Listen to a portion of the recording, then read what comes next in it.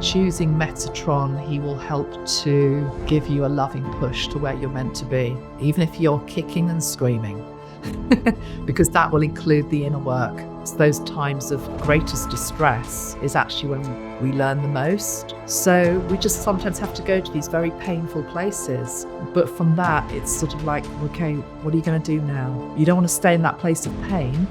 You want to move into a place of growth and fulfillment and happiness. How can we get you to that? And that's where the angels can come in, and Metatron and Jesus comes in. So I put them all together. It doesn't always make me very popular with very fundamental people, because it's like, no, Jesus is here and the angels are here. The shamanic energy is here and you can't mix them all up. What are you going on about? I'm like, oh, to me, it's like a kid in a box, playing. Oh, I'll have a bit of that, because that's what we all are. Intertwined would be a better way to put it rather than mixed up. It's all intertwined.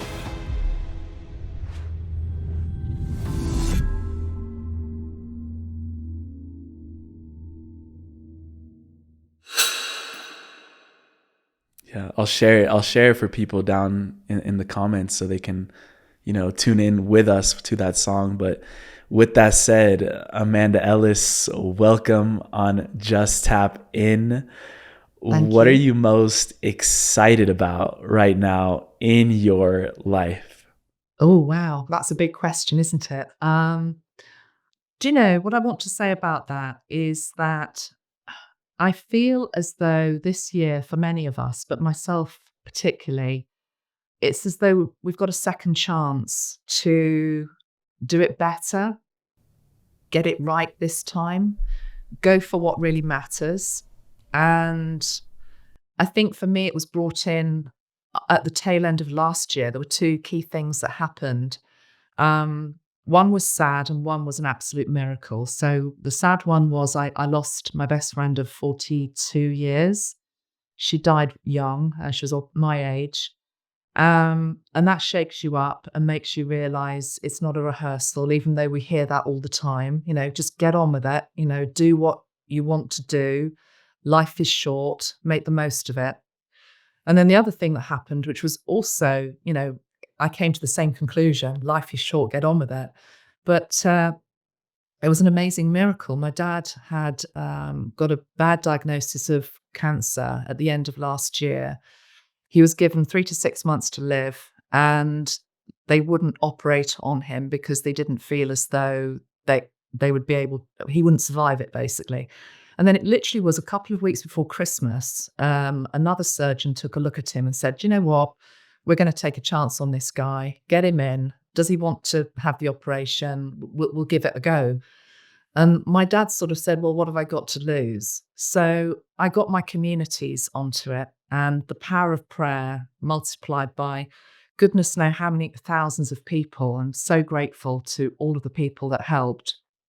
I had ladies in America getting up at 7 a.m. in the morning to light candles for him, say prayers.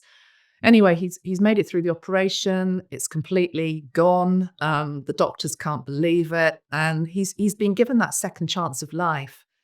And so for me, thinking I was going to lose him to now, hopefully he's going to be here for a little bit longer, it's the same energy with my friend. It's just like, come on, let's get doing this now. Because I think a lot of my previous life has been plagued probably by insecurity, sense of lack of confidence, even though I appear quite confident. There's always been that lack of confidence beneath the surface. I know that's very common for lots of people.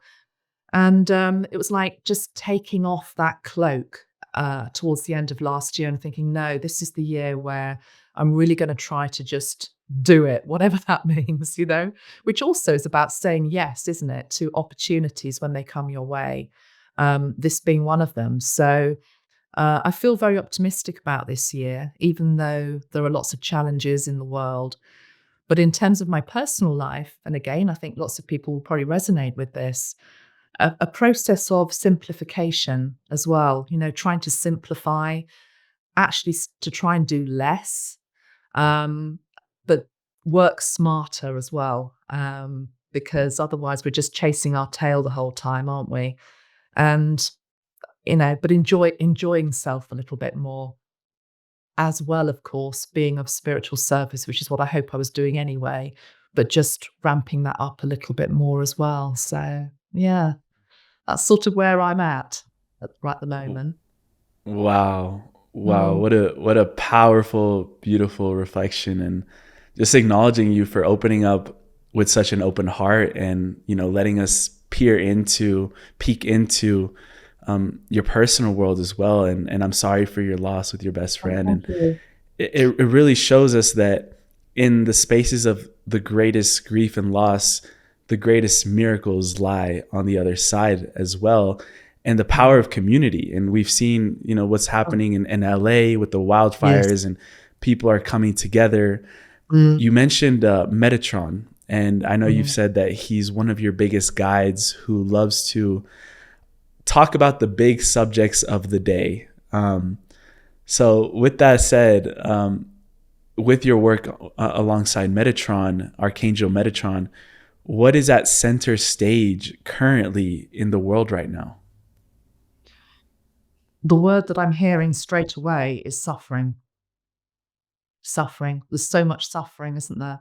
And that can come, of course, in so many different ways. I think loss is a huge one right now in the collective. So many people going through loss. As you say, it might be coming via events such as the fires, or flooding, or just losing people that we love. I think there's a lot of loss out there. And of course, loss is part of life, it's an inescapable part of life. We're all going to lose people that we love at some point. But the loss of possessions, the loss of maybe our old self as well, the shedding of skins, the loss also of what we understood a lot of the time with regards to how society is run. And it just feels as though we're entering a much more alien world. And I'm not saying alien in terms of, little green men, just that everything feels more unfamiliar, I think, to many people. And that would be the big subjects of the day as well, such as moving into AI. I mean, I'm old enough, Emilio, to be of an age where computers at school, we didn't even have, we didn't have access to computers unless you were in the top math set, which I wasn't. But, I'm laughing about it, but of course, we're all used to using computers now. But AI, of course, is the next thing to get our head around, really. And of course, it's going to have benefits, and there's also things that I think most of us are a little bit concerned about with it. But that would be just one example of, it's almost like the loss of the old world. There's a birth of the new world coming, not just with regards to technological innovation, but also, of course, spiritually, the awakening process, the ascension process, which Archangel Metatron is absolutely centrally there for, to help us understand these changes in the wider world, but also within ourselves. So the lens through which we're looking at the world is changing. What we're seeing, we're not always understanding. So I think it's so important that we do try to just align to our higher self at all times, reminding ourselves that we chose to come here during these times of extraordinary change and transformation, that we're meant to be enjoying it as well, and seeing the benefits rather than just what is being lost. Does that make Hmm. sense? It does. And Mhm. in one of your videos, I heard you explain that there's a spiritual army of light that comes together in the darkest hours, such as an environmental disaster. What Mm. have you received around this army of light that is coming during these times of uncertainty, of Okay. suffering, of chaos? Yes. Well, you see, I would say that we are the army of light. Um, yes, I believe in energies that are there to help us. You'll see behind me, this is just one representation of what Archangel Metatron may look like. Because, of course, he can appear in many different forms, including just as a ball of light, a flash of light. But that's just one depiction. So, absolutely, I believe in external energies that help us. But the thing about Archangel Metatron is he always teaches, it's almost like he's a bridge back to ourself. So it's always about reminding you of your own power and your own light. And, there is that corny expression, but it is the truth that, we are the ones that we're waiting for, basically. So I'm all about, and my work is all about trying to remind people of their power to effect change and to be able to, I don't like the word fight, but to be able to fight whatever it is that we have around us, which is detrimental or toxic or lowering to our energy field. So, yeah, I feel that we are the spiritual army here on Earth. And what Metatron has always taught me as well is that it's very much about co-creation. The angels don't want us to be worshipping them, praying to them, anything like that. They need boots on the ground, basically, to help them do the job at hand, which is to bring about a more peaceful, loving world. And that comes down to the nitty gritty of how we're behaving. Are we walking the talk? Are we shining our light, or are we not? And so, we're all flawed, we're all imperfect, we all mess up from time to time, but it's about just trying to be the best version of ourselves. And in that way, we are shining the light and we are that army that the world so desperately needs. It's up to us, really, to bring about the change that we seek. So the angels are there, but they're there to remind us of our power. And taking it away from Metatron, for example, one of the other archangels that I'm sure most people will have heard of, Archangel Michael.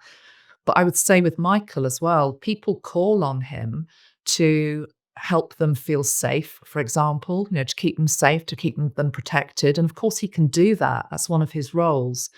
But the other thing that Michael will do is to always try to teach you how to keep yourself safe as well, to um, own your own energy field. So what we're watching, what we're looking at, what we're feeding ourselves in all senses of the word can either lower our protection or heighten it.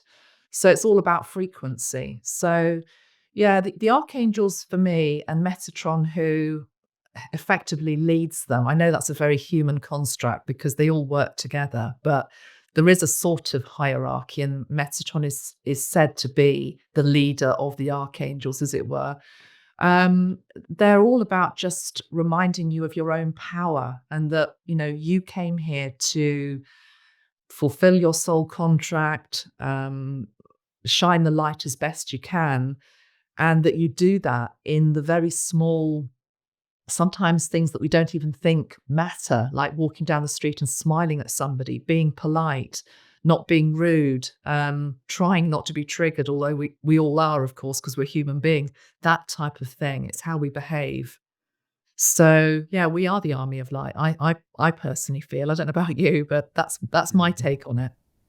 Yeah, and it's often scary to acknowledge that we are the ones here to save ourselves Yeah, I and know. not waiting for the second coming of Christ, a man with a robe to come and save all of us. Like, we are here to unleash that Christ Mm, consciousness within us. And along those lines, I'd love to touch on your connection with the lineage of Christ consciousness itself. And mm, I know you mentioned in other videos that you may have had lifetimes alongside Christ during that time. mm. So yeah, I'd love to touch on that relationship that you have with Christ consciousness. Yeah, thank you. It's something I haven't talked about that much, actually. And I don't know why. Maybe this is the year to do so, just to go for it, as I said earlier. I feel as though I've always known that I've had many lifetimes where I have followed, for want of a better word, or held that Christ consciousness energy within myself. And that doesn't make me special. There's many people that follow that same path. It's an intrinsic knowingness more than anything, or and a remembrance. It's a familiarity that is very deep. very, very deep, almost like sort of from a cellular level, of being there around the time of Christ. And when I first remembered, it was rather strange actually. I'd been to America, and I was coming back on a coach from Heathrow of all places, and I was really tired, and I was just trying to go to sleep.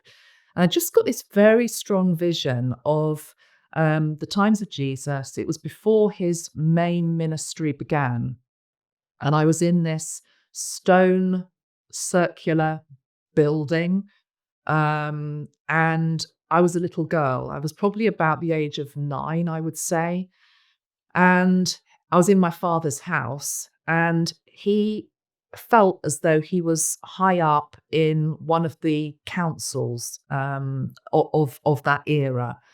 And he was sort of like a mover and a shaker, a networker, I suppose we'd call him now. And he had invited this figure, who was Jesus, basically into his house. And there was a crowd of people that were there waiting for Jesus to come through the door. And all I remembered was him coming through the door, barefoot. He had a white robe. It was before the days of the ministry. It was, and I haven't gone any further yet, but I need to. I know, but it was just it was so real. And this girl, that of course is still within me. She hasn't gone anywhere. She's an aspect of me. Still remembers that. One of the things that I've done in my life so far in this incarnation as Amanda is I've created 2 self-mastery oracle decks, and one of them is completely devoted to Christ consciousness. And in that, there are 55 steps, I suppose you'd call them, of things and memories and areas and teachings, basically, of Jesus that we all would recognize. But I'm trying to remind us that it's in the day-to-day life that we all lead that we need to be, for example, showing humbleness or humility or forgiveness. The really big things, which are so difficult to do as well. We they are tricky. There's no doubt about that. But you know, I suppose all through my life, I've always just had this remembrance. And I was also brought up in a Christian home. My dad was quite religious, particularly. He wanted to be a vicar at one point, actually, but he didn't become a vicar in the end. But I think as a child, my parents, we just tried so many different types of church, evangelical church, people dancing in the aisles, speaking in tongues, to much more high church, Anglican church, because I'm from England, so Anglican church, not Catholic. And my dad used to run the Sunday school. I was in the choir. I went to church schools. The Bible, the teachings of Jesus have always just been part of my life. But I have this saying, which I say now, and I hope I don't offend anybody by saying it, but it is my truth, which is that I got to my early 20s and I didn't feel as though the church was really fulfilling my needs anymore, because I knew that some of the things that I was interested in, such as, reincarnation as one, for example, it just didn't fit into the doctrine of some churches. So I always say that I left the church, but I never left Jesus. And I know that strikes a chord with a lot of people, because it feels as though the conversation around Christ consciousness gets very confused because people just associate it maybe with a bad experience with the church, or they don't want to go there because of church. Not that I'm saying there's anything wrong with church. If you like going to church, that's great. But for me, I just found it too restrictive. And when I left the church, but I didn't leave Jesus, it was at that moment that in this lifetime, a more personal relationship, I suppose, a more personal connection with him started to open up. And I'm sure other guests that you've had on who've talked about him or Christ consciousness have said the same thing, which is that he sounds a stupid thing to say, very, very normal, just sort of, there's just a regular dude. Just a regular dude, yeah. And I will say, Emilio, that one of the things that particularly led me out of the church was the part in the communion service where you have to say, effectively you have to own the fact you're a miserable sinner. You're a miserable sinner, and it's about get down on your knees. And I just felt that that wasn't what he was saying to me, that he was actually seeing my light, he was seeing my beauty, he was seeing my joy, he was seeing my childlike innocence. And very much like with Metatron, same with Jesus, it's as though they need us as boots on the ground to actually be walking the talk and doing it. And, there are people within traditional religion and there's people within the New Age community and the spiritual community who like to think that they're walking the talk, but they're not. And really, when it all comes down to it, it's about, can you be humble? Can you at least try to move towards, for example, forgiveness, or gentleness, or staying in your heart, or all the other things, of course, that he taught. So, yeah, for me, it's almost just, I've always felt his energy around. And looking back now in terms of past lives, I feel as though I've always really walked this path. So it's just a re-remembering again. But yes, back to that first memory of actually being in his presence when he was a physical man, I do think I was there. But I'm not saying that I'm special by that, because I suspect there's quite a large proportion of the spiritual community that could say the same. It's just that we block that awareness maybe because we've been brought up with an energy which is there has to be a middleman between you and Jesus. You can't have a direct connection with him. And what are you talking about? You were there. So to me, it's as natural as breathing, really, just this connection that I have with him. And more than anything, this stability that he brings into my life.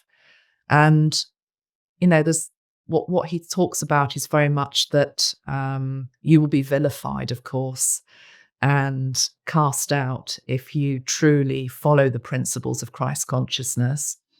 And I think that is still true to this day, because we're living in a world where many people are not in their heart, but keep doing it anyway. Just try to keep doing it anyway, to the best of our ability anyway.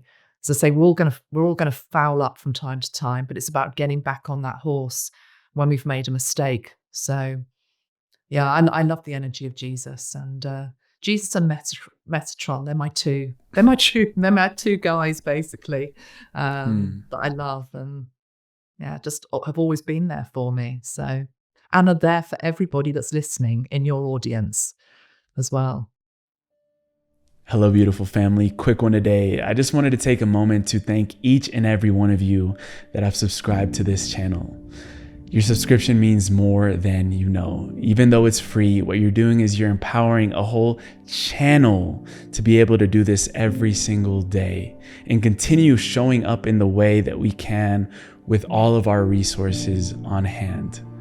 Thank you for contributing to the growth of this channel, for sharing it with the people that you love, for creating a conscious movement of individuals that are seeking the sovereignty and the divinity of their soul.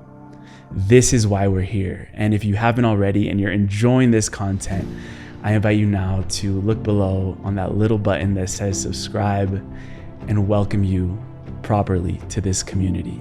Thank you for being here.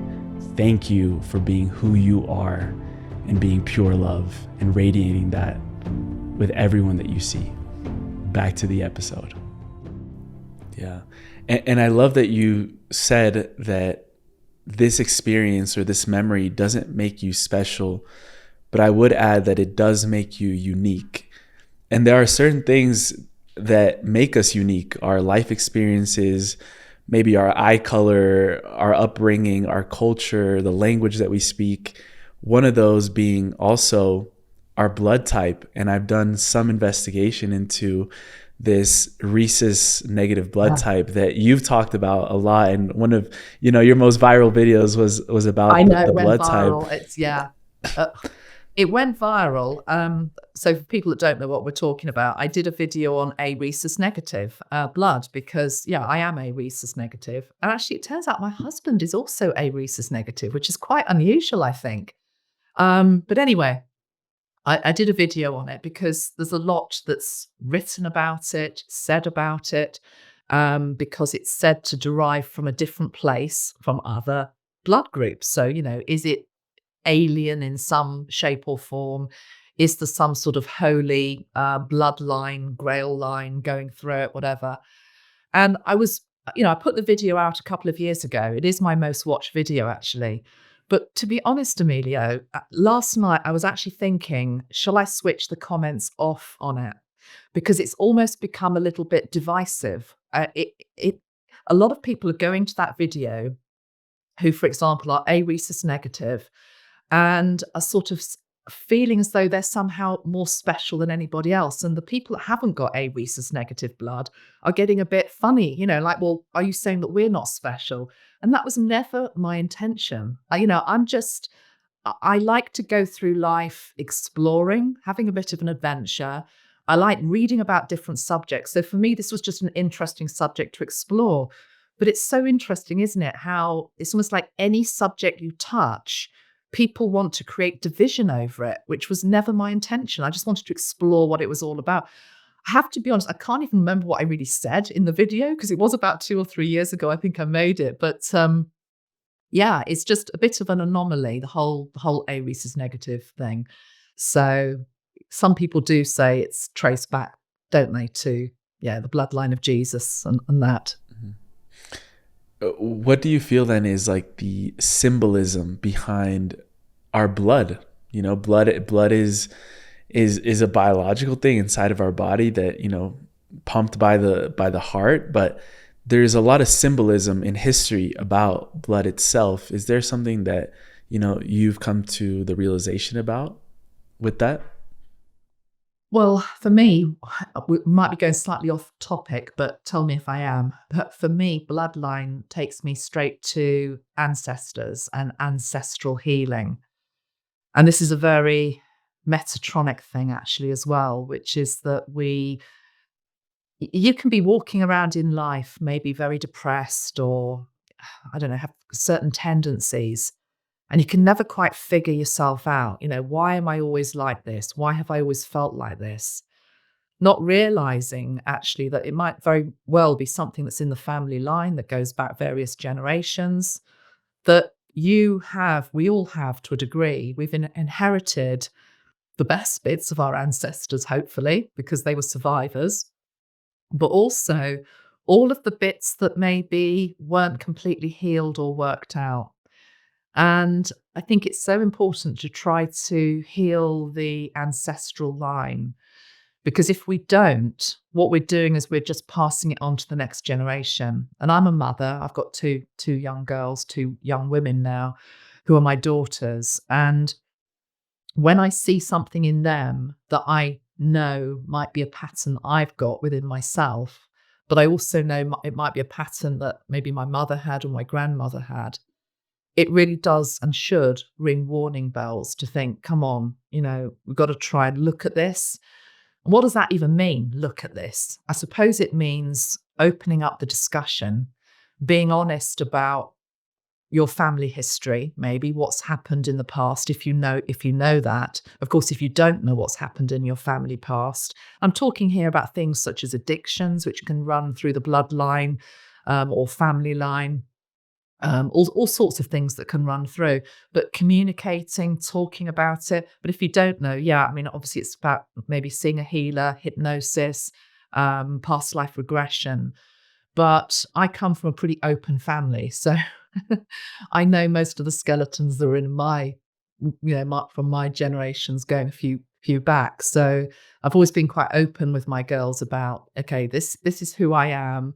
I'm doing my best. These are my flaws, but also, I come from this, and they were a product of that before them, So I think ancestral healing is a huge thing that is very overlooked in our society. But that's talking negatively, because I also feel as though the ancestors bring enormous strength and love and blessings, and you can have some creative skill or play the piano or do amazing art. And it's like, where do you get that from? But it's actually your great-great-grandmother or something was a beautiful artist or pianist, So bringing all that back and remembrance. It's so important as well to talk to your elder generation. If you've still got them in your family, talk to your grandparents, talk to your great grandparents, because when they're gone, they're gone. These stories, we need to know what they are, because if you don't know what they are, it's harder to heal them. So, bloodline takes me to ancestors.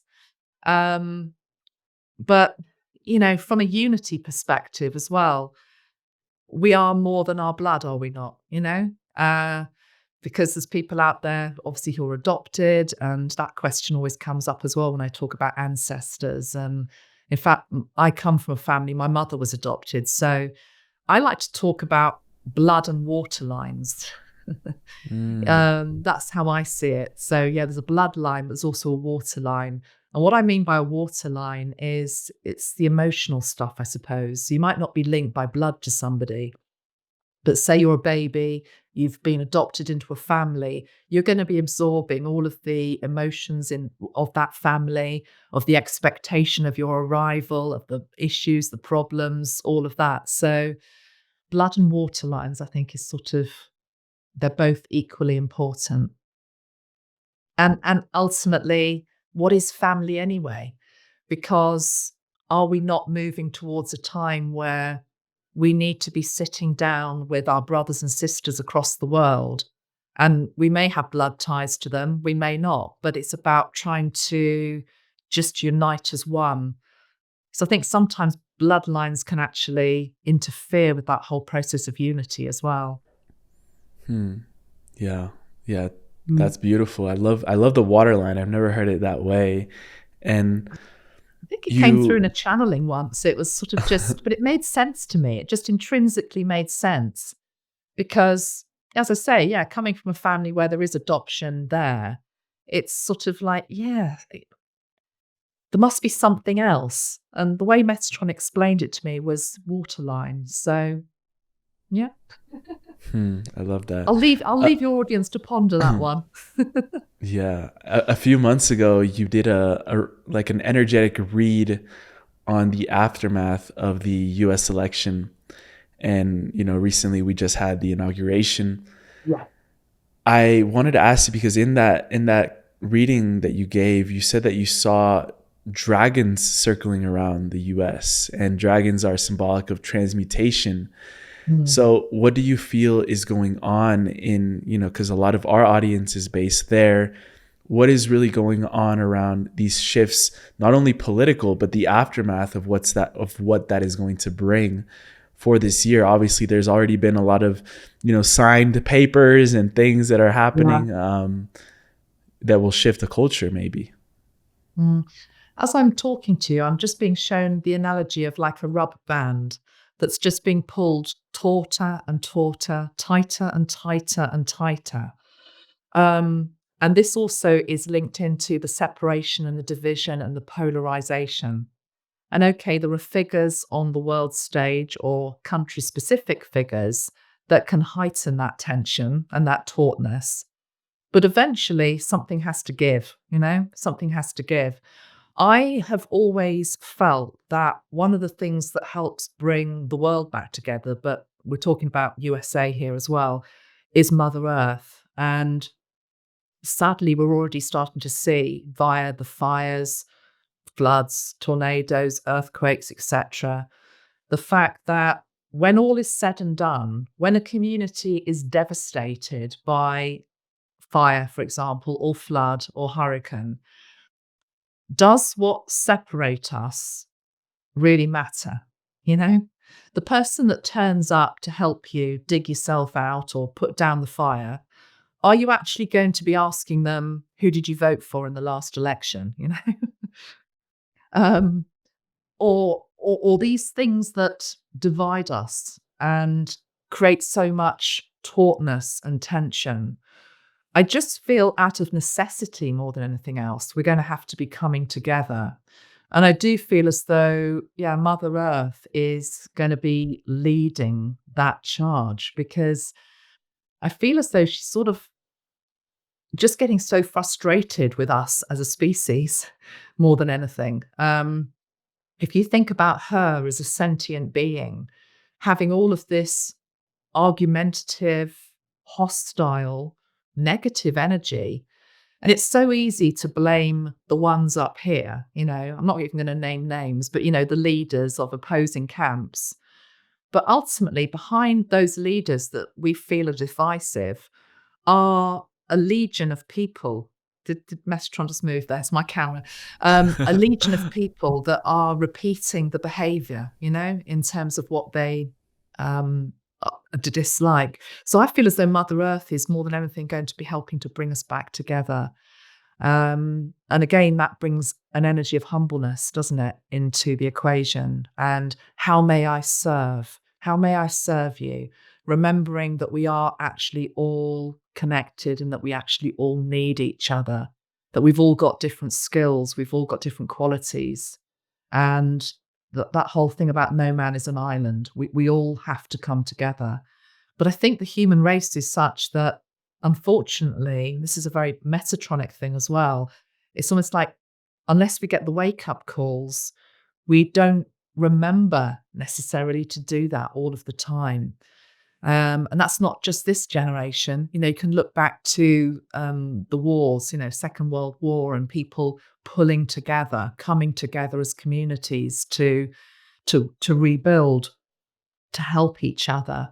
It seems to be that we need these shocks, unfortunately, to bring us to our senses and remind us what is actually important.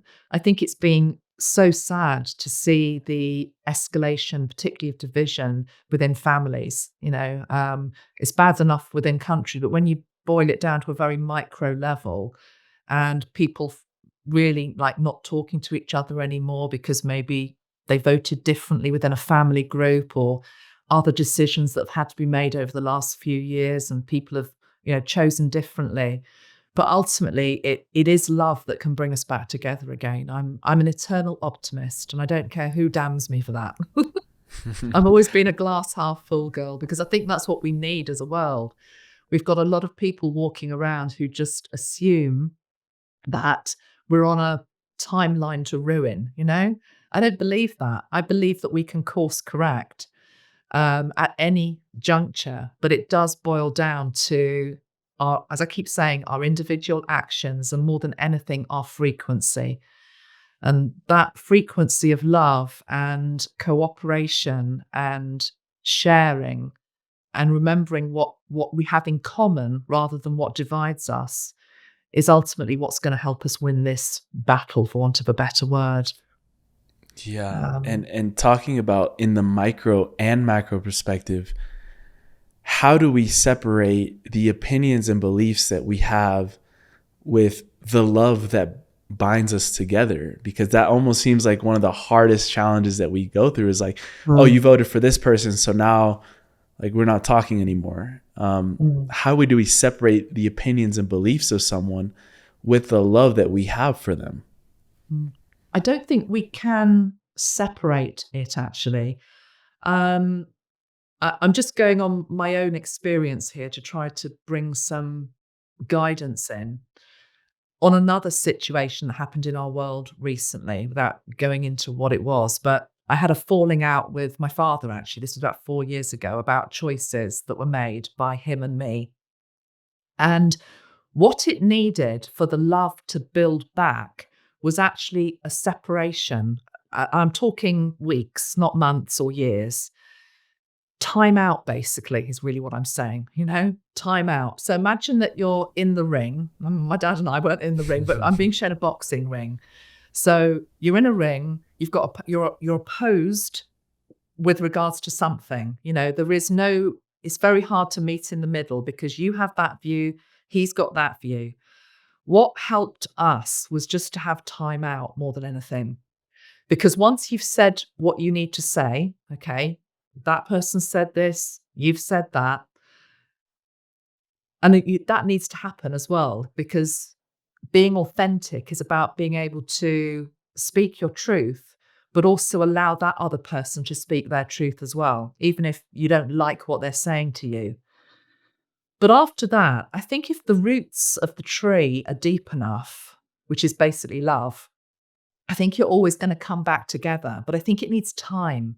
And I think we live in a world where we're always rushing to get a solution, you know? It's like there's a problem, we have to have a solution straight away. And sometimes the solutions aren't going to come straight away. Sometimes, a bit like that water we were talking about at the beginning, the river just needs to flow on a little bit, you know? Just needs to flow on a little bit until eventually you sort of it looks back and thinks, hold on a minute, there was another tributary somewhere. Where's that gone? You know, and you come back together. I think time is a great healer. I think communication is a great healer. But I don't believe in trying to convert somebody else. I know that wasn't what you were saying, but it is what's out there. I don't believe in trying to convert somebody else to, you know, my way is the right way and you're wrong. It's more about just expressing differences of opinion and then allowing some space. And what I'm being shown is just if the roots of the tree are deep enough, you will cut. There will be a new blossoming, is what Metatron is saying. If the roots of the tree are deep enough, there will be a new blossoming of fruit, which is a new time for you to come back together and, you know, and find the common ground, because there's always going to be common ground. I think the problem we've got is that most people aren't trying to search for the common ground. They're just focusing on what divides us. And, you know, common ground could be anything, couldn't it? It can be very minor things. It doesn't have to be big things. But find the common ground and build on that, rather than carrying on rubbing salt in the wound, which each of you have, because you don't understand me. And, you know, both parties are feeling that. I know these are very tricky issues. Politics, certainly. It is a minefield, whichever country you live in, believe you me. But ultimately, we just have to keep making progress towards listening to each other more than anything. I think social media has a lot to answer for because, you know, I love social media. I'm on social media myself, but it's very much geared, isn't it, to that quick fire response. You know, I read something, I need to react to it straight away. No, you don't actually. Sometimes just having time out to think about what that person said or just let it go like water, just let it go is actually what is needed. So what we have to do is almost trying to go against the culture in which we're in, which is like feed me, feed me, feed me. You know, keep giving me a reaction. You don't always need to do that. It's about frequency. If something's throwing our frequency off, just keep coming back to the heart. Breathe. Give yourself space. Go for a walk. Because to be honest, I know there are people that might criticize what I've just said, but what's the alternative? The alternative is just an escalation of voices reaching crescendo and shouting louder and louder and louder at each other until nobody's listening anyway. They probably weren't even to start with. They're certainly not when you start to screech. Years ago, Emilio, one of the things I do from time to time is I channel, I call them the Heart Squad, so people that have passed over that you would know. And one of them was John Lennon. So channeled John Lennon a few times. And I always remember that John showed me probably something he would have done when he was alive as well. Maybe he did do it when he was alive. He took me to one of the parks in New York, and it was just a visualization of sitting in this park in New York in a circle, you know, with lots of people, a unity circle. But then he said, yeah, but you're not allowed to sit next to the person that you want to sit next to. You need to go and sit next to the person whose opinion you really can't stand, you know, or that you really dislike, because it's too easy otherwise, you know? And so there was a bit of a jostling of position, you know, and eventually this circle built up until everybody was sat. And then it's just trying to extend a nicety, you know, or some pleasantness, or a little bit of love is really what we're talking about, isn't it? And then people start to soften and you're finding that common ground. But we're definitely in a world which is like, I'm in this camp, you're in that camp, never the twain shall meet, and we're going nowhere. So ultimately, we have to get to a place where we are starting to listen. Doesn't mean we have to agree. Doesn't mean we have to agree. I think that's one of the big misconceptions of unity, which is that everybody has just become very bland and everybody agrees, everyone's got the same thinking. I think that'd be an awful world, personally. No, it's meant to be the fact that you and I are different. We have got differences of opinion, but we're able to actually sit like intelligent spiritual beings, which is what we are, with each other, because we're all ultimately here to experience something a little bit different anyway.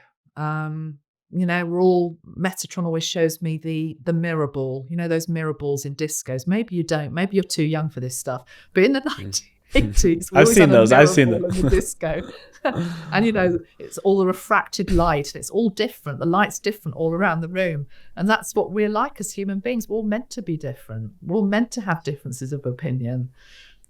I guess it's ego, isn't it? Because we all want to be right, but Yeah, what I received there is the real hero's journey is from going to reaction to reflection. And there's a quote of yours that I have written down here that is really honing in that concept. And it says, there are many different reflections in the river that we all drink from. What does that mean to you, really? there are many different reflections from the river that we all drink from. Yeah. I mean, we all go back to the same, we all come from the same place. We all go back to the same place. We are all of water. We are all made of water. What Metatron is showing me is that water can taste different dependent upon what you put into it. So you can make it into coffee, you can make it into blackcurrant juice, you can make it into orange juice, you can make it into wine. And different people will take that drink, which ultimately is water, and some will enjoy it and some won't. Some will spit it out, in fact, and turn to the other variation of water. But ultimately, underneath all of these different drinks, which are basically just expressions of the human condition, is the essence of what we are, which is water. So again, it sort of goes back to what we're talking about, the common ground. Water is the common ground. Without water, we all die. Without water, the planet dies. I think it's so important to acknowledge the element of water. I'm very lucky in that I live by the sea, so I can actually walk by the sea. And what's so amazing about daily walking by the sea is that it's different every single day. The colours of the sea change daily. It can be platinum one day, turquoise the next, grey the next, cobalt blue the next. The water hasn't actually changed. It's just the fact that it looks different because the cloud formation is different or the light is different. But yeah, being beside water is important.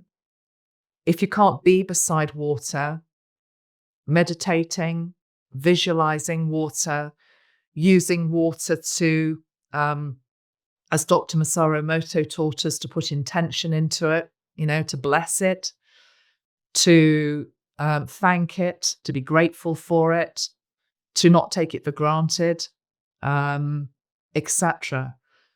But yeah, water is actually one of the things that binds us, is it not?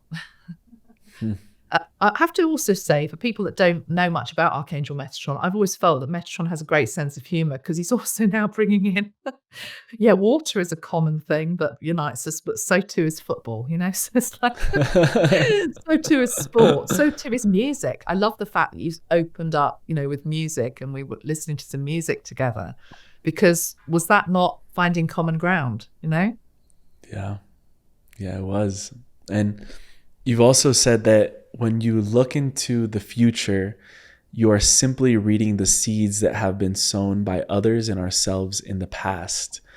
So right now, let's say we have a history of what we have as written history, and we known that we're coming from this like warfaring culture and society.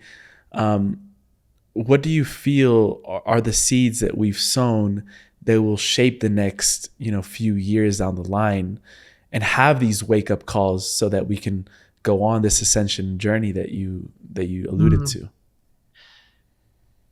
Okay, right.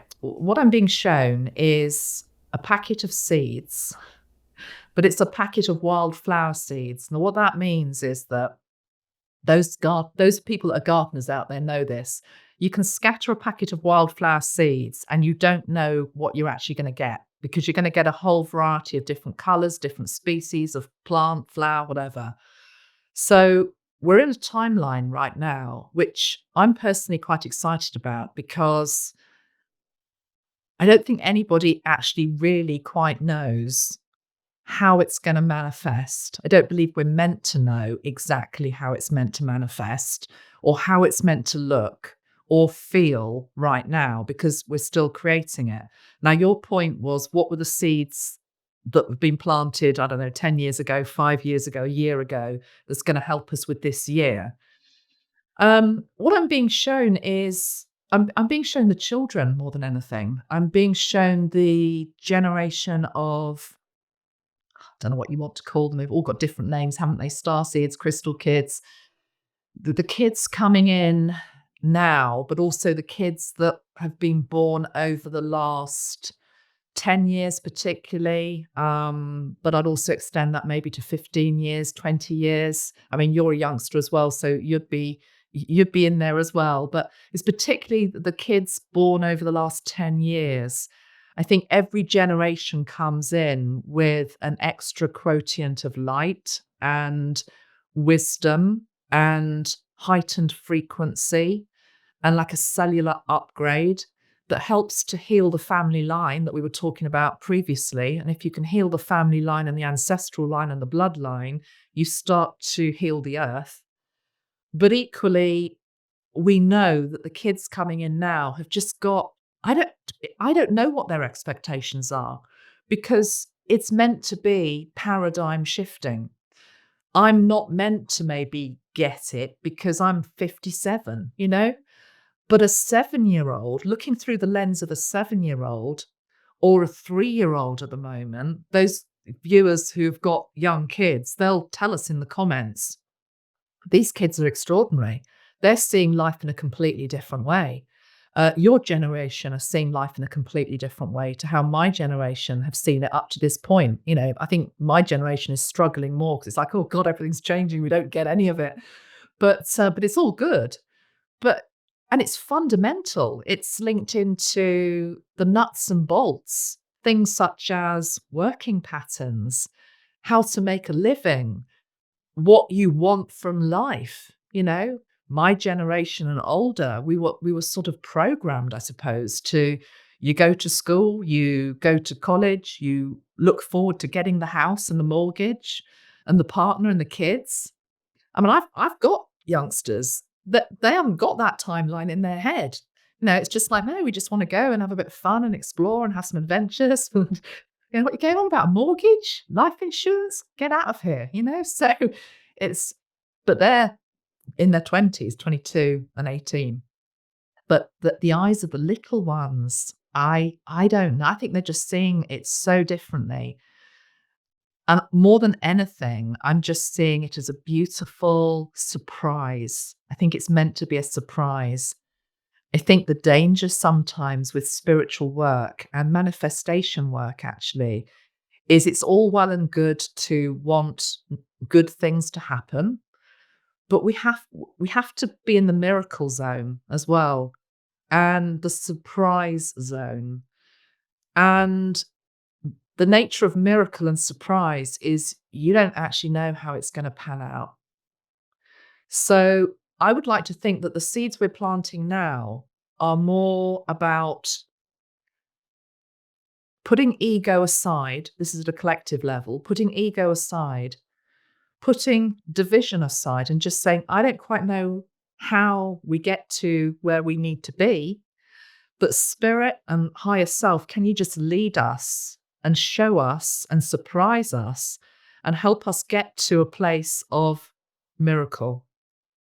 And that comes about through feeding a frequency within ourselves, which is higher, which is about hope, it's about joy, it's about love, it's about light, but it's also about a sense of wonder. It's about looking up and thinking, I don't know what could happen here, you know? But as to what we planted 5 years ago, I think we're still harvesting that because, certainly 4 years ago, we had pandemic energies, didn't we? And lockdowns and things like that. And it had a huge impact on people's mental health. Lots of things stalled. The economy is forever changed. Retail is forever changed. I live in a town where it's just been decimated. The shops just aren't there anymore. So but a lot of it tracks back, to that 4-year period where we all just went inside and everything just sort of stopped. So I hope that soon we're going to be coming out of the back more into the light and that sense of wonder, because I think a lot of people lost their confidence. I think a lot of people got quite depressed and became more insular. And it's interesting. I talked about channeling, famous people, as it were. Another one that I channeled was Freddie Mercury. And I remember channeling Freddie Mercury during the pandemic. And one of the things Freddie said was it was so important that we kept our mind open during that time. So even though we weren't able to go and have adventures and travel here or travel there, to have adventures in your mind, because by doing that, you were manifesting something for the future, even if you couldn't do it then and there. And I think that guidance is sort of, is very relevant for all the times that we have. Don't close your mind down. So, I know I'm supposed to come on here and be very buoyant and everything's rosy and but I actually feel we're in a bit of a plateau at the moment, but I feel as though we'll rise. We will rise again. But right now it's a bit just sort of like, come on, steady the ship. You can do this. Harness these beautiful higher powers that are there to help us, such as Metatron, the angels, Jesus. But I do feel as though people are having quite a hard time at the moment. And we just need that loving push. We need to give ourselves that loving push as well, because right now it just feels as though we are in quite a dodgy spot, aren't we, timeline wise? But we can always course correct. But it starts with our frequency and what we're putting out.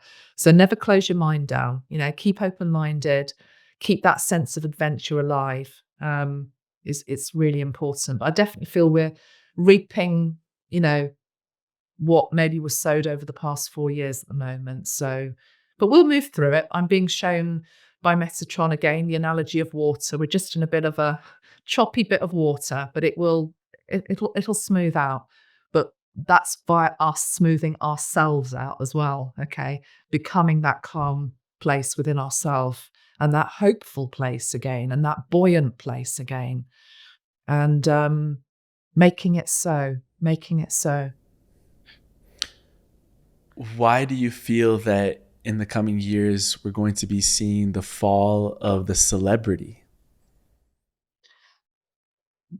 Well, I mean, how long have you got? I mean, many reasons. It's not necessarily that I believe that we won't have people that we look up to anymore, because I'm all for the arts and culture, and I love film, and I love music and song and dance and all of that. So there's always going to be people that hopefully inspire us. I went to see the ballet a couple of weeks ago, and it fed my soul in a way that my soul hadn't been fed for quite a while. At the London Coliseum, which is the most beautiful venue in central London, we saw the Nutcracker and the colours and it was exquisite. So there's always going to be people, whether it's a celebrated ballerina or a singer or a film star, that it's okay to look up to people. That doesn't mean we're putting them on a pedestal, though. I think it's just that the quality of celebrity that we have right now is not matching the frequency that we need for New Earth. Let's put it that way. Let's put it in a nice way. That's big. That's a big understatement anyway. But I think a lot of the people that society is looking up to, well, put it this way, they're not walking the talk. We're talking about trying to stay in heart consciousness. So I would like to see the rise of a new form. I don't even want to call them celebrity. What new word could we have for these people that just we look up to? I don't know what that would be. But Inspirations. mm, Inspirations. yeah, just role models. Role models maybe more than celebrity is really where I'm coming from. But I definitely feel as though there's a whole tier of celebrity right now who are not serving the higher timeline and who will be shown for what they are in the same way that we are being shown what we are. Because again, talking about the Archangel Metatron energy, it's all about shadow and light. So the micro and the macro. At a micro level, we're being shown our own shadows, our own imperfections, our own judgments, etc. And we're being asked to try to look at that. Where does that judgment come from? Why are you behaving like that? Why are you responding like that? So it's that transmutation, or if not transmutation, the balance, getting the balance back. It's out of balance. But at the macro, it's just some of the people that are being celebrated are just so dark, basically. So, we need some more light warriors up there as role models who are inspiring. But I'm being told by spirit as I'm sitting here, it's going to naturally happen because I'm going back to the star seeds, these kids that are being born, your generation, you're one of them, it's like people who just inspire, just by following their heart and their higher self and aligning with something beautiful. I remember a few years ago, I was working with the energy of Archangel Jophiel, actually, who comes in on the yellow ray.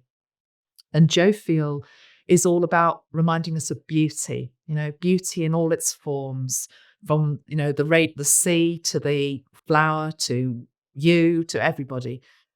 And I remember Jophiel saying it's the fact that people have forgotten to look for beauty.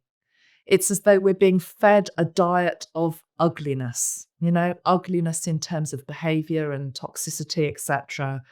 And it's become the norm that you switch on your television or you go to see a film and you're watching gore or whatever. And I'm quite hot on this, and my girls don't agree with me. Okay, so that's the first thing to say, because I believe that what we watch vibrationally affects us. So they will go and watch a horror film or something like that. And I'm like, okay, you cleanse yourself before you come back into the house, please. If You have the sage Palo Santo set up in front of the door. In fact, a few years ago, I can't remember what had happened, but I remember putting a bowl of salt underneath my daughter's bed. And I did it very, quietly. I didn't tell her I was doing it because salt is a great way to cleanse. And she's like, what is this? What is this, Mum? I had to sort of own up that that's what it was. But no, for me, I'm serious about it. If you're watching something, you can walk that energy back into the home. So thank you very much. You leave that at the door. That type of thing. I don't know how we got onto that, but yes, role models. So again, some of the people that I've channeled in the past, one of the I really loved. Again, I'm sure he was a very flawed individual, but that golden era of Hollywood. So David Niven, I love all of those old movie stars. There just seems to have been, there was an elegance, there was a beauty to what was being portrayed on screen. I mean, we know maybe behind the making of some of these films, there was a lot of stuff going on that was not good, which does need to be cleaned up. But at least they were presenting something a little bit more dignified, is the word that I'm hearing, for people to watch, because we know that we are what we eat. If you eat a load of junk food, it's going to have an effect on you. So we are what we watch as well. We are what we watch. We are what we listen to. It's all vibration. So I think Archangel Jophiel is just reminding us of the need to search for beauty. Because I will say to you, I've only been to see the ballet twice recently in the last couple of years. And the first time I went, somebody bought tickets. And I was like, I don't want to go to this. Ballet. No one says anything. They're just prancing around the stage. I was really negative. And then I went, I'm like, oh my God, I could have sat there for another 2 hours. I just loved it because I'd forgotten the beauty. I'd forgotten the beauty of it. And so we have to be reminding ourselves that actually this nourishes me by whether it's ballet, art, beautiful music. I love poetry. I love words. It's all important. So nourish yourself with the good stuff and you become more of that. Nourish yourself, well, you're not nourishing yourself, feed yourself with stuff that is not good, you become that as well. So it's in our everyday actions and choices that we raise our frequency, and ultimately we're going to raise the frequency of Earth. And I find it interesting that, the youngsters coming in now, I think that each generation is just getting more and more sensitive. So, which is good. It's like they have an inbuilt radar that this just doesn't feel good for me to either eat this or watch this, or why are you doing that? Or why are you saying that? Oh, it's because we've always done it. Well, no, that's not right. You shouldn't be saying that or doing that. No, so nature has a beautiful way of just being able to balance itself out, given time, given space. And also us getting out of the way sometimes, which includes our ego, our ego self. So I think a daily practice of just going back into the heart is very, very important, and reminding ourselves of the fact that we are lucky to be here. Going back to what we were talking about at the beginning, loss and death bring that very close, up close and personal. And it's like, come on, this is a beautiful world. Let's start looking for the beauty rather than being addicted to the drama and the separation. And addicted to the drama is a big Metatron thing, actually, which is that I don't think people realize that the dopamine hit that they get from gossip and scandal and have you heard this? Have you heard that? And we all have it to a degree. I call it the gallows energy. We've all been standing around the gallows in a previous life, probably. But do we want to carry on doing that, in this life? Surely not. So, and some of us, going back to the Jesus energy, may very well have been there, during the times of crucifixion. We can't get much more gory and horrible than that. So let's let go of this suffering. Let's let go of this trauma. And the only way is back via the heart. What do you feel was the legacy of Princess Diana and the messages that are still coming through from her in your channelings? Oh, I'm a big Princess Diana fan. Is the first thing to say. Always have been, always will be, because I just felt like I grew up with her. So I remember watching her wedding.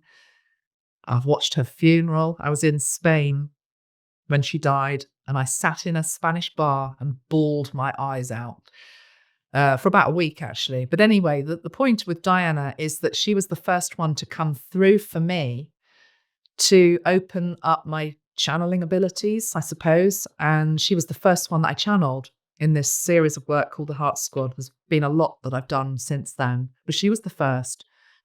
And the name Heart Squad comes from her, because she was all about the heart. Your question is, what was her legacy? There's a few things. I'm shown straight away in my mind's eye the image of her. Did she hold the hand or give a hug to the AIDS patient? I lived through those times. I remember that happening. And I remember the stigma that was there at that time with regards to AIDS. And Diana coming out and touching him, or giving him a hug. It was really groundbreaking. So if we take that now into other areas of life, it's like the energy of the leper, isn't it? It's the leper, it's the person who has stigma in society that people don't want to be sat next to. Let's go back to the John Lennon circle. No one wants to sit next to them because look what they've done, or look who they are, or look what they, all that type of stuff. Diana would be the first person to actually go and sit with them to try to build a bridge. So I think she's a bridge builder more than anything, because Diana was all about community. And I have done a number of channelings with her. And I think one of the most recent ones was, it was very beautiful because it was about humbleness. And she wanted to come forward and basically say, I was flawed. You know, what people say about me is right. I was flawed. Stop putting me up on this pedestal, which is what we do with heroes or heroines. And then people throw rotten tomatoes because, well, actually, you did this or you did that. And she was like, no, I could be maybe a bit naughty with around men, that type of thing. She had quite a lot of affairs with men and this type of stuff. And she was just like, no, I'm going to own it. And it actually came on a video linked into sisterhood. And I loved that about her because I always loved her flaws. You know, I loved the fact that she was flawed. It's not the thing about loving that expression, love the sinner, but not the sin. I'm not saying she was a sinner, but it's just, as a society, we need to get to a place where we understand that every single human being on this planet is flawed. And so I appreciate people that are able to own their flaws and say, I did this, or I could be like that. She was talking about, the fact that she did publicly court the media. And I think she regretted that, after death. But the point was, I'll own that I did do that. I did, I wasn't perfect. There's this thing about, so I sort of feel with her now, she's showing me, because she always comes with the rose, the English rose. But it's a beautiful rose. In fact, I've got a rose here to show you, and it's your colour, Emilio, the yellow. But it's a little bit droopy around the edges. Can you see it needs a little bit? It's okay to use. It's still beautiful, but there's still a bit of flaw. So to me, Queen of Hearts, reminding us to go back into our hearts. And the importance of family, I suppose, the importance of family. But yeah, Beautiful. big Diana fan. Yeah, obviously I didn't grow up with her, but I could tell how much of an impact she's had on you and on so many other people, including my mom and just other people. But there was a quote also that I'll pull from you that says, often people can sense an energy running in the background of their lives, but are unable to identify it as angelic. So I wanted to ask you, when was the last time an angel appeared in the form you least expected for you? Wow. Least expected. That's a really good question, because we all, myself included, we don't even realize it. We can get into a comfort zone where we understand and know. I know and understand when Metatron is here and with me, and I know when I'm speaking and when it's him that's dropped something into my consciousness. And there are signs that he gives me, colors, feathers, music, talks a lot through music, for example. Okay, so, but one of the things that's come to mind is this thing about earth angels. People, I do believe in earth angels. And it was on a walk reasonably recently, and I sort of had a bit of a stumble, and I was on the beach, and there was this man that just appeared, and he sort of gave me his hand. He said, do you need a hand? I was on a different level to him. He said, do you need a hand up? And he sort of pulled me up, and I said, thank you very much. And then, I don't know, my husband sort of appeared, and I said, did you see that bloke? He said, what bloke? And there was nobody there. Only I had seen this person.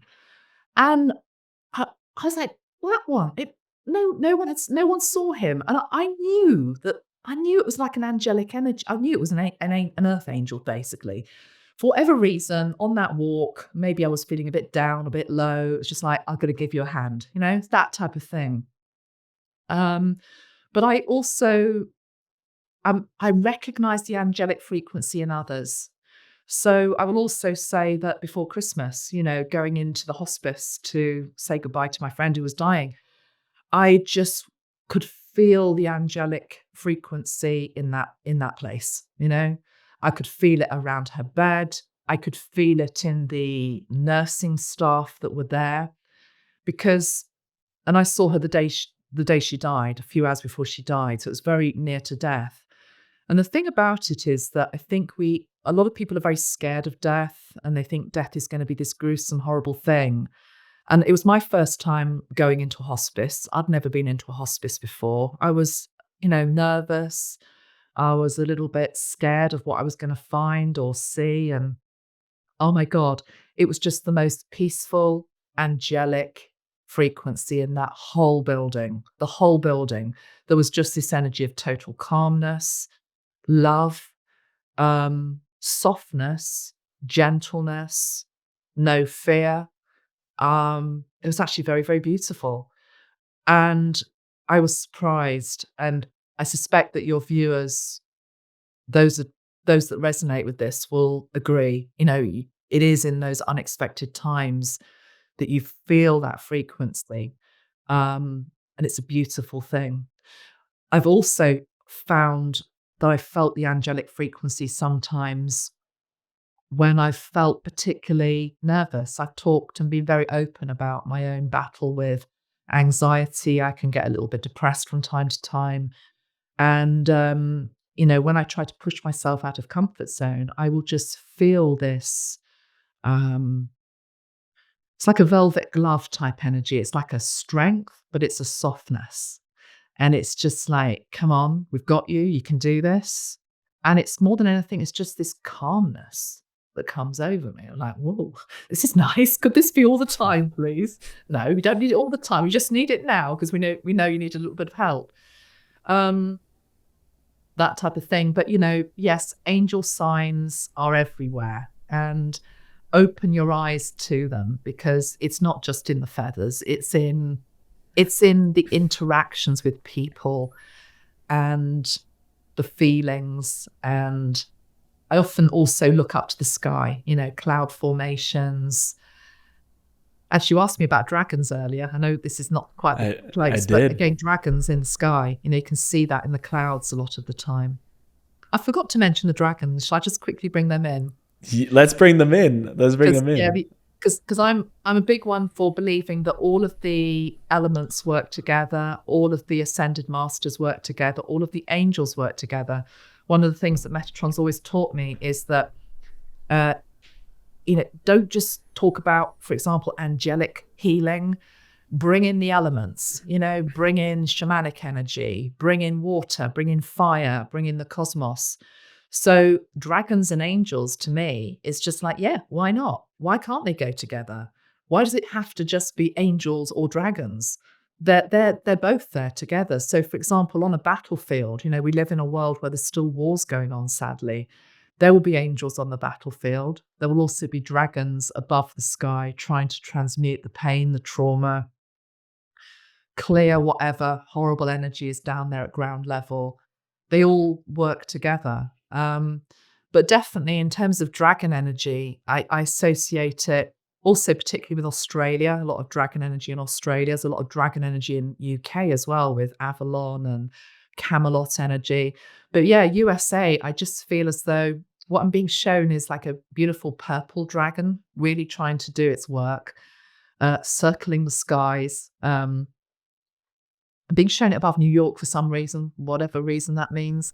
Right now, but above anywhere New it's York? needed. And of course, purple as a color is to do with balance. It's to do with transmutation.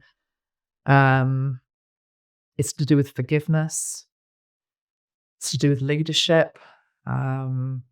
So the dragons can be called on, basically, again, at a micro level for you in your life with something that you need help with forgiving or transmuting, or just giving yourself some extra power, but also at macro level. I am actually remembering now as I'm talking to you that before Christmas, when I thought my dad was going to die, to be honest, before he had the operation, I went up to Yorkshire, which is where he lives. It's about 6 hours away. and I was on the train. I was feeling so nervous and upset, and totally out of balance and just devastated, to be perfectly honest. And I bought in the wood dragon because we're just about to move out of the year of the wood dragon, the Chinese year, which was last year. I think it's going to be a snake, isn't it? Wood snake or Wood water snake? I snake. think it's wood snake. Yeah. Is Yes. it? Yeah. Yeah.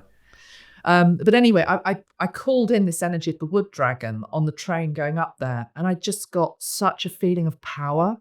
And I was shown the energy of like a mountain, just reminding myself that the dragon was reminding me of my own strength and the foundation I had underneath my feet, that no matter what happened, I would be okay. I would be held. And it was amazing. It was just extraordinary. So again, dragons are amazing to call on for help, for healing, for the everyday things, the little things and the big things, but also at a world level, absolutely to help clear and transmute. Being taken to obviously the fires and the floods in different places as well. Um, Call on the what I'm being shown here is call on the dragons to guard your home as well. We talk about calling in angels to guard our home, whether it's Archangel Metatron or Archangel Michael, but the dragon as well, or by your car, anything, by your child, sending your child off to school, send your child off to school with a dragon in its bag, I mean, I literally have done that in the past when my girls were small, that they had little crystal angels. I sent them off with an angel in their bag. Um, but, it's important to have sometimes visual reminders of things. So I've got here, I'll just show you this is my little crystal agate dragon. And again, I like using physical things sometimes just to remind us, because I'm a very visual person. I like to have a visual reminder, because the best will in the world, you get up in the morning, you've got 100 things to do, you've got the washing to do, the washing up to do, the kids to get off to school, whatever. It You can forget. We can all forget. So having something that just reminds you, yep, have I called in my dragon today? Have I remembered, to go back into my heart? All of this is about structure. I think structure is very important. I think it's part of the missing piece of the jigsaw, because I ultimately think most people are good. I think most people are good. I think people are just a little bit lost and a bit overwhelmed at the moment. And so the more that we can get spiritual structure into our day, or our week or our month, then it's going to help us. And that structure is going to be different for everybody, and encompass different things. But you need something. You need something. Otherwise, I think we're all drowning a bit in this world. What's the biggest lesson that Metatron has taught you? Just going to think about that one.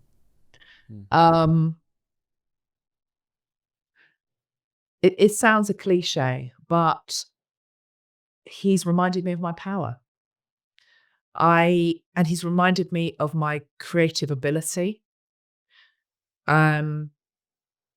He's put me onto, or helped me to be on a timeline where I'm going for, hopefully, my greatest success, greatest happiness, most abundant health,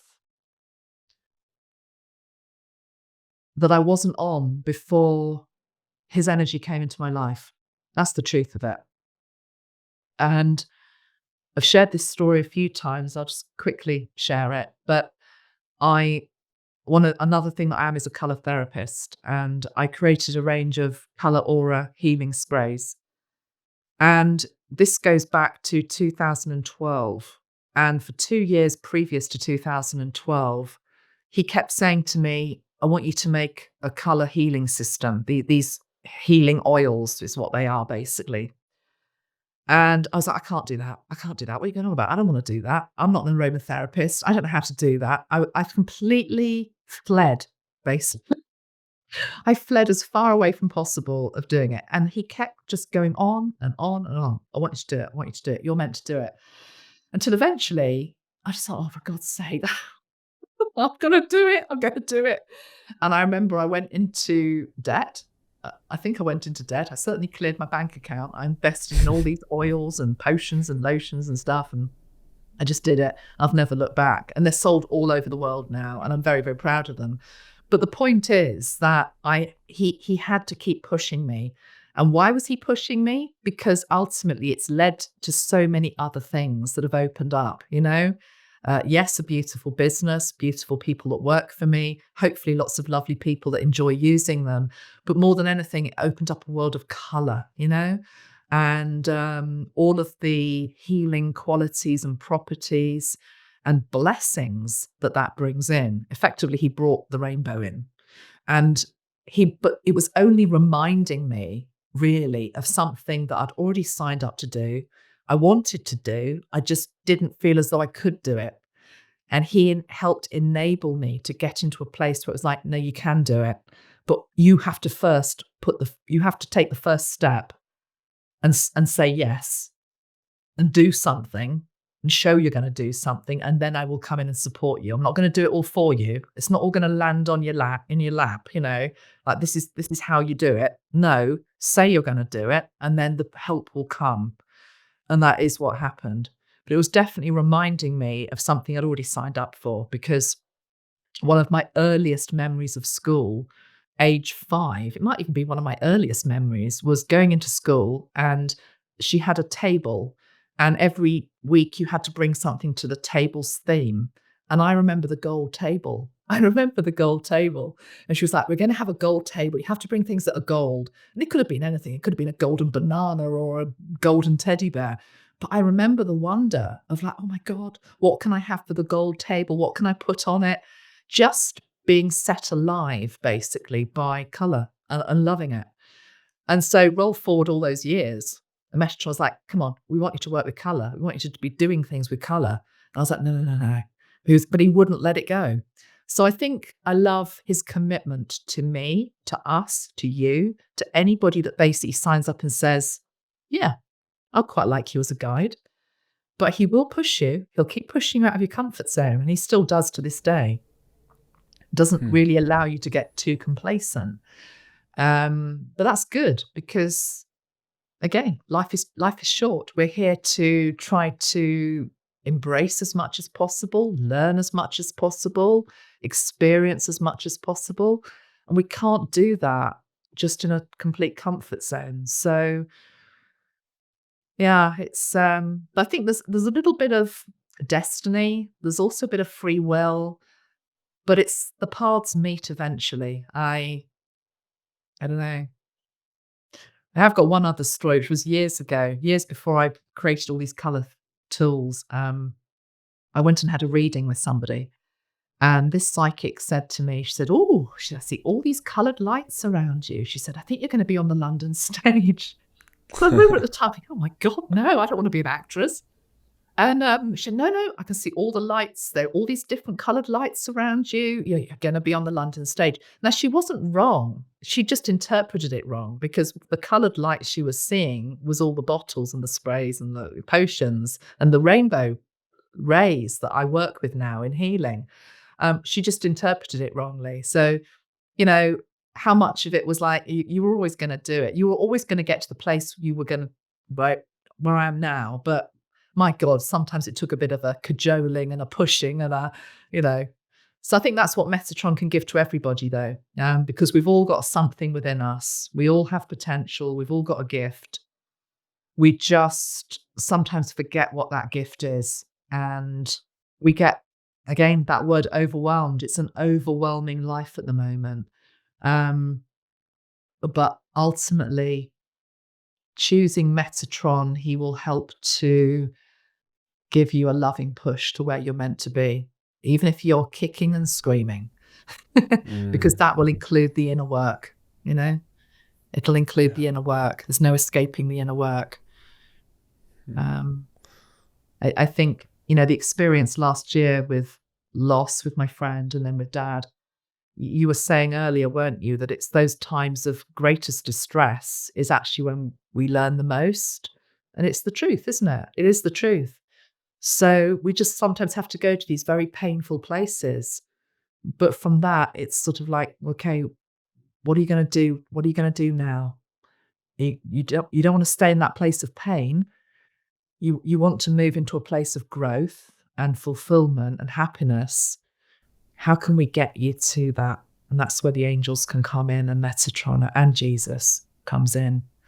So I put them all together. It doesn't always make me very popular with very fundamental people, because it's like, no, Jesus is here and the angels are here and shamanic energy is here, and you can't mix them all up. What are you going on about? I'm like, to me, it's all just a beautiful, it's like a kid in a box, playing. Oh, I'll have a bit of that, because that's what we all are. If we could only get to that childlike sense of wonder, which is like, wow, this is the angelic frequency. This is the galactic frequency. This is the Jesus energy. Oh my gosh, this is Mother Earth's energy. What happens when we all mix it up? Because it is all mixed up. It is all intertwined. Intertwined would be a better way to put it rather than mixed up. It's all intertwined, and it's all within us. It's all within us. So I just enjoy playing the different tunes, really, that we all have access to. You just got to remember that.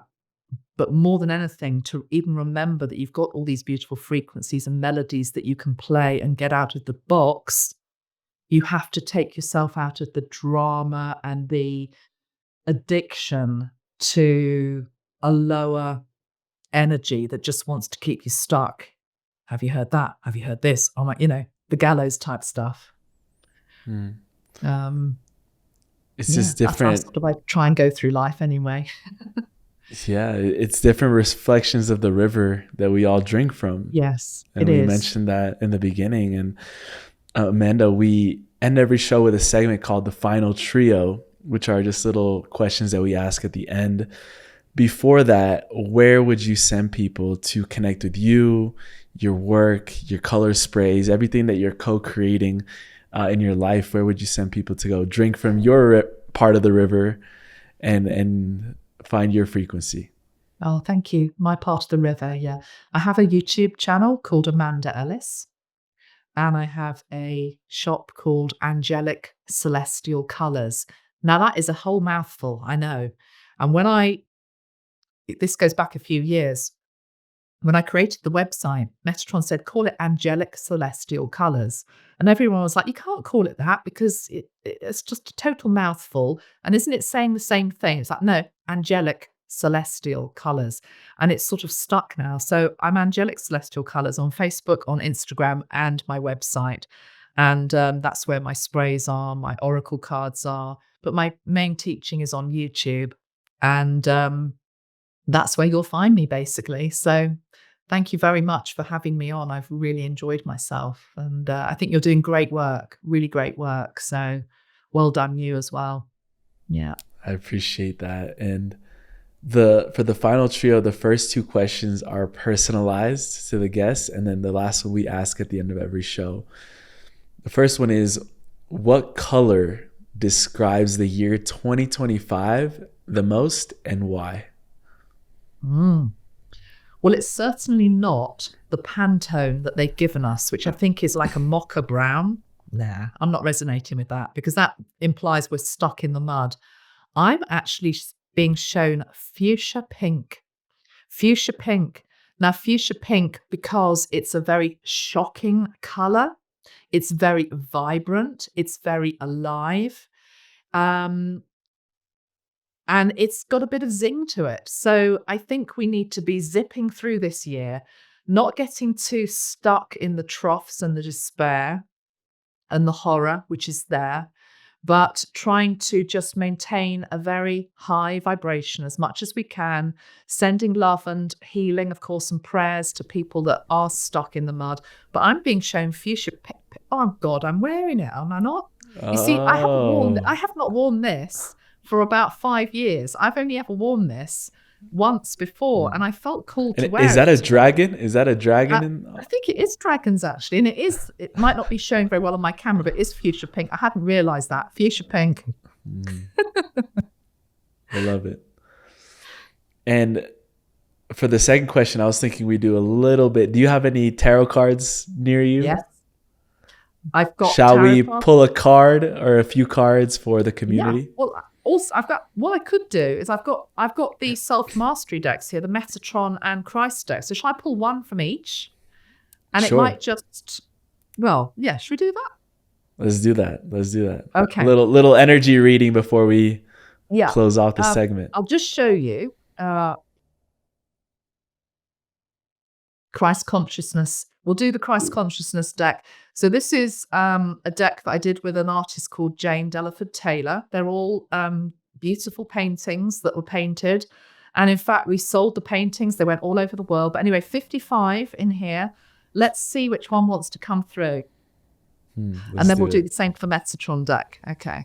So for the people watching, let's pull a card and see what message we get. Can you see that? Okay. That's the card of freedom.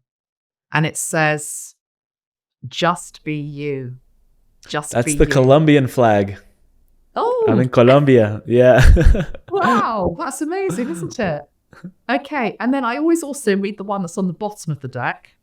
So on the bottom of the deck, we've got the card of temptation. And it's the three monkeys: see no evil, hear no evil, speak no evil. And it's reminding us of our moral compass. Okay. So that's a bit more of a heavy card, but equally, we all need a moral compass. And it's about maybe think before we speak. What are we listening to? Are we listening to gossip and lower energy and then passing it on? What are we watching? I've been talking about what are we watching? What are we, but equally, this is also about don't turn a blind eye to injustices, and things that do require your attention. But yeah, the card freedom. I mean, I think freedom is just a quality that we're all yearning for that. I don't know whether it's just my age, but I have a passion at the moment for watching van lifers on YouTube. I had that phase as well. I know what you're going through. I mean, the reality of me being in a van is just not going to happen. I like my creature comforts, but I love the idea of it. Oh, I love the idea of it. Yeah. So freedom. Now, of course, freedom is an inner state of being, isn't it? So we need to be a bit like Freddie Mercury was saying. We need to be feeling free no matter what is going on around us, because freedom is our birthright, really. Okay, so that's the Christ Consciousness deck. We'll just pull one from the Metatron deck, which has got a different feel. It may be a theme that we've talked about today, or it might be something else. Let's just see what comes up. So for the people watching, yeah, I thought that might come through. Emilio, I was saying that mix it all up a bit. Angels, dragons, it's all good. So this card is the card which is to do with the red ray. It's Mother Earth. And when I was trying to find a publisher for this deck, it got rejected because I insisted on including this card in an angel deck. And obviously it's our indigenous elder, which is to do with the land. And Metatron was like, no, he's part of me. It's like we're all part of each other. Has to be in the deck. So it's card number 55. It's the red ray. But this is also to do with the fact it's reminding us of the need for safety. We're in a world which doesn't feel very safe right now. So healing the base chakra, strengthening that, and stepping into your power. But it's also, of course, about respect for the land. And the one on the bottom of the deck is the card of healing, and it's the rainbow ray. And it just says, pause to receive the healing. Don't rush to receive the healing. Pause to receive the healing. So should we just spend a moment receiving that? Let's do it. So a few inhales and exhales. Yeah, so just allow your energy to settle, and seeing Archangel Metatron with us and feeling his rainbow light flowing down throughout our whole energetic system, feeding and nourishing the chakras, the cells, the organs of the body, all parts of ourself, filling our physical body with light, our mental body with light, our emotional body with light, our auric field with light, knowing that everything that we need is there, knowing that the angels and Archangel Metatron are present, and he's asking you or reminding you to ask when you need help. The first law of free will, of us coming to this planet, is that we need to ask for help. They can't help or intervene unless we request it. So if there's a particular color ray that you feel as though you need, allow that now just to flow down through you, into you, around you,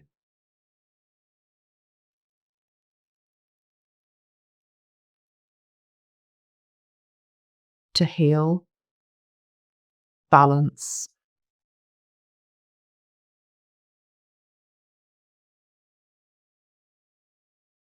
and upgrade whatever frequency is there that feels depleted. And then grounding all that beautiful energy into your Earth Star chakra beneath your feet. Also sending the rainbow light into Mother Earth. And then also out into the wider cosmos.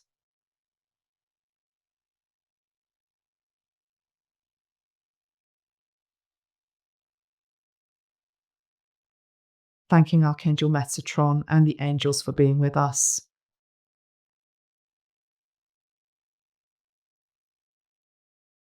And then just open your eyes.